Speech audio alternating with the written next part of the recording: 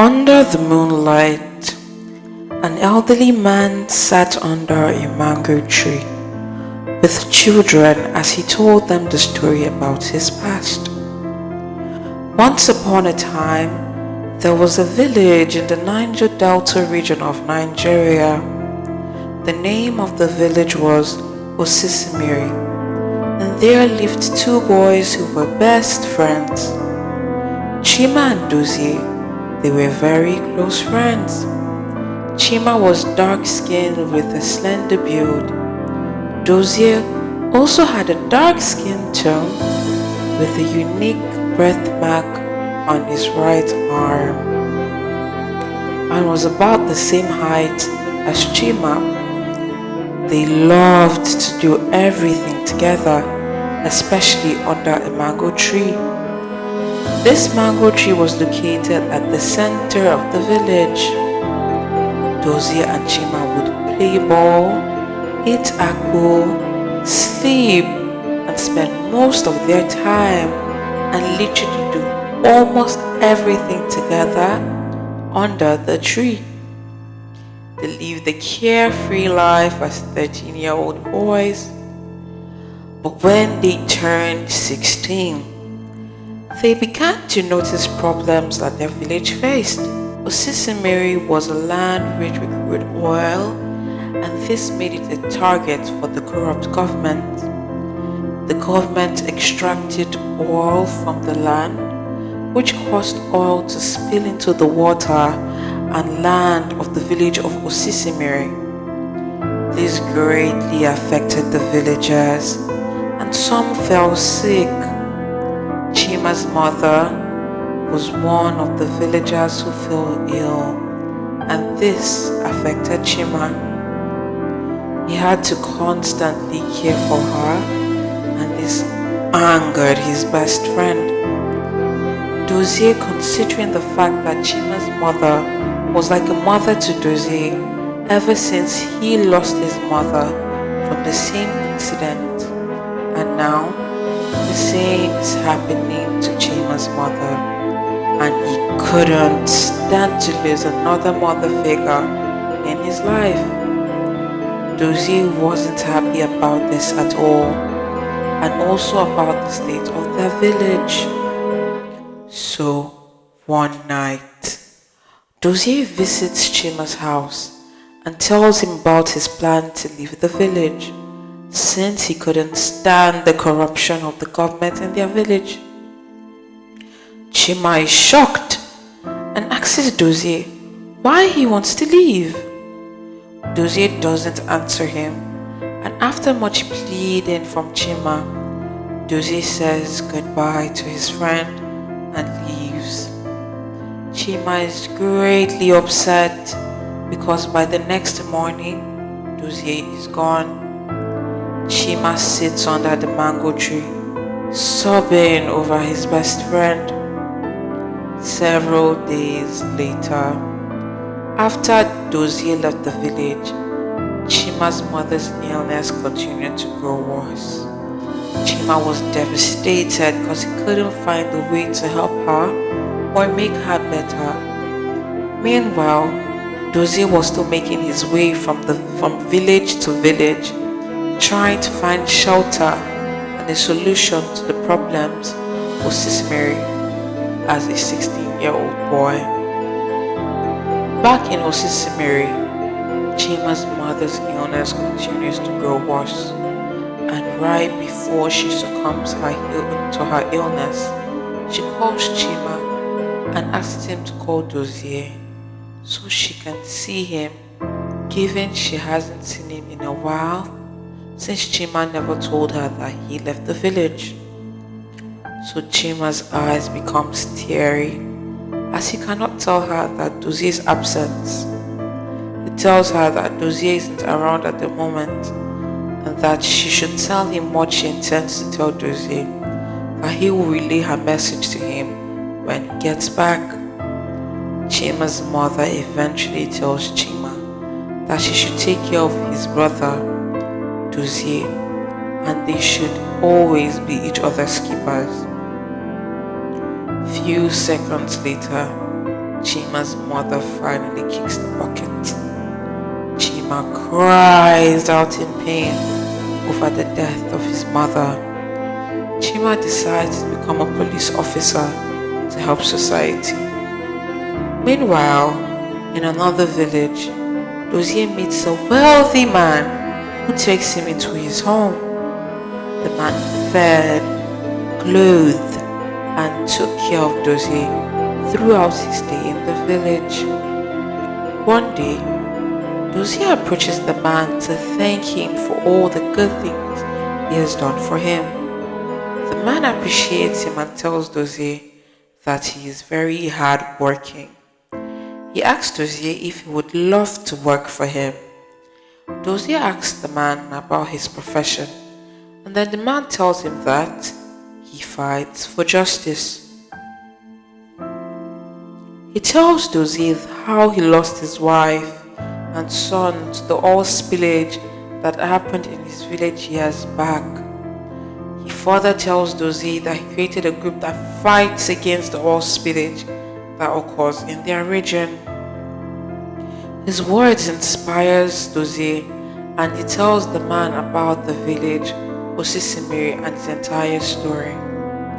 Dozie accepts the job offer, then soon he's introduced to the members of the man's group. As months pass by, Dozie and his group members go on several missions. They blow up pipelines, kidnap politicians, and do several other things to get the government to stop oil extraction. Dozie and the man form a bond like that of a father and son, but things started going downhill when the man fell sick. While on his deathbed, he calls for Dozie that he is handing over the leadership role to him. Dozie is shocked by his words, but even more shocked when the man tells him a secret. He tells Dozie that he is his father and that he found out through a DNA test. He tells Dozie that he had suspicions of him being his son because he recognized the birthmark on his arm as the same one his son had many years ago. The man apologizes to Dozie for leaving the big village years ago. He encourages Dozie to keep on fighting for what is right and then dies afterwards. Dozie mourns the loss of his father and is upset that he never got to grow up with him. Dozie decides to continue with his father's legacy by becoming the leader and then fight for justice in their region. 7 years later, Chima is a fully grown man who is part of the village's police force. While Dozie has grown in popularity among villages and the authorities, he is known for his discretion and intellect in executing missions. His face became maybe unknown, but he is identified by the birthmark on his arm.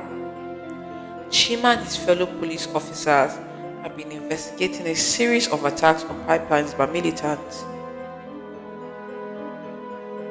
During the ongoing investigation, Chima walks into the investigation room and sees his fellow officers in disarray over the ongoing investigation case.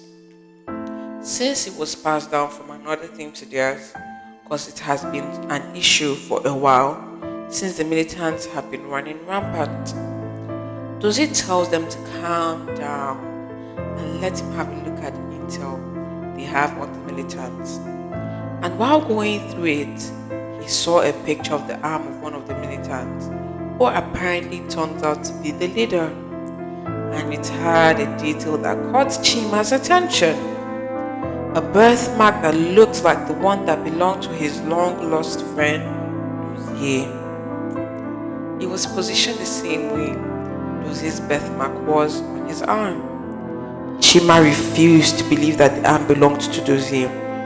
The following week, Dozie decides to visit Chima after all these years. He hopes that Chima still lives in Osisimmiri. While visiting the village, he inquires about Chima and is directed to his house. On getting there, he knocks on Chima's door and then Chima comes to open the door, only to be greeted with an unfamiliar face. It takes him a while to realize the unfamiliar face was actually his long-lost friend, Dozie. He welcomes him with a big hug, and then they spend the rest of the day talking and catching up. Except from the fact that Dozie doesn't tell Chima he's a terrorist. Chima tells Dozie he's a police officer, and this news disappoints Dozie a bit, but he doesn't show. Night falls. Dozie tells Chima that he has to take his leave.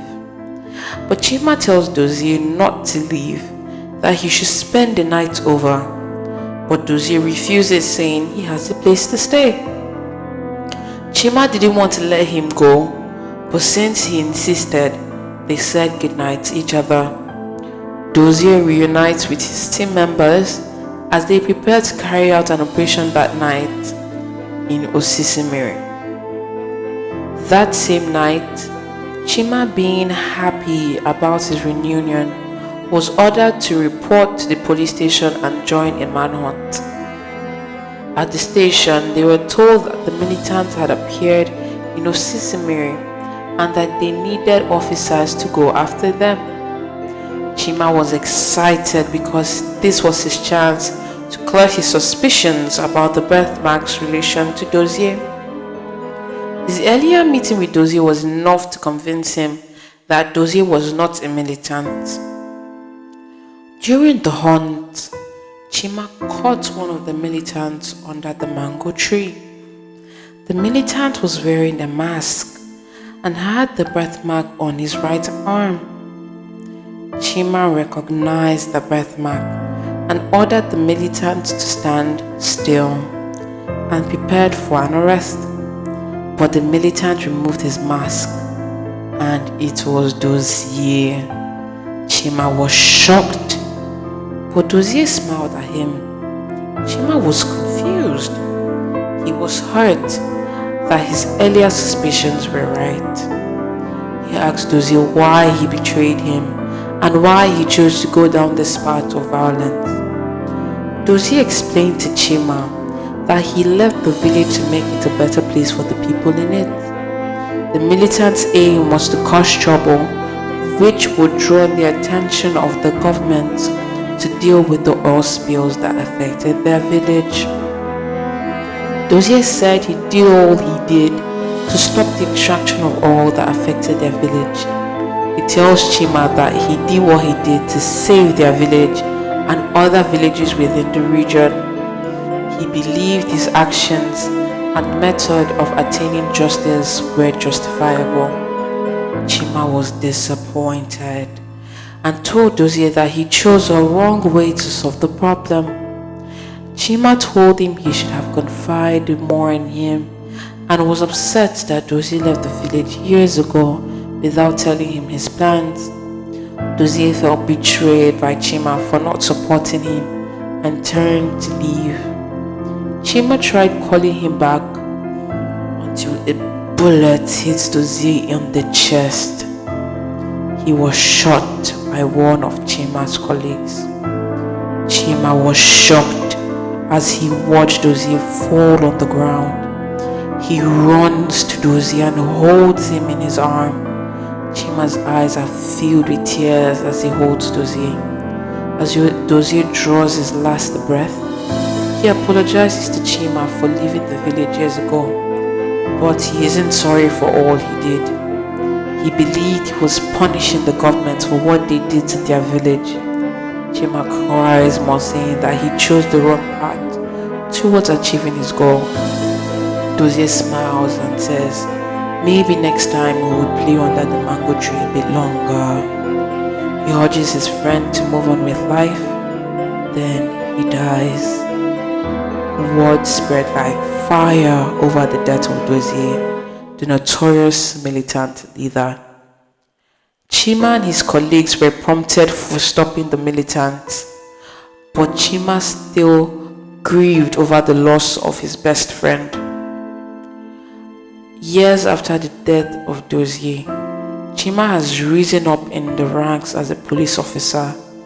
He has dedicated his life to ensuring that youths don't get negatively influenced and go down the wrong path. Osisimmiri is now free from oil spills. The government recognized the consequences of the oil spillage. They have implored better means of oil extraction and placed measures to prevent oil spills from happening again. The elderly man at the beginning of the story is Chima, and many years later, as he inspires the future generation to be hardworking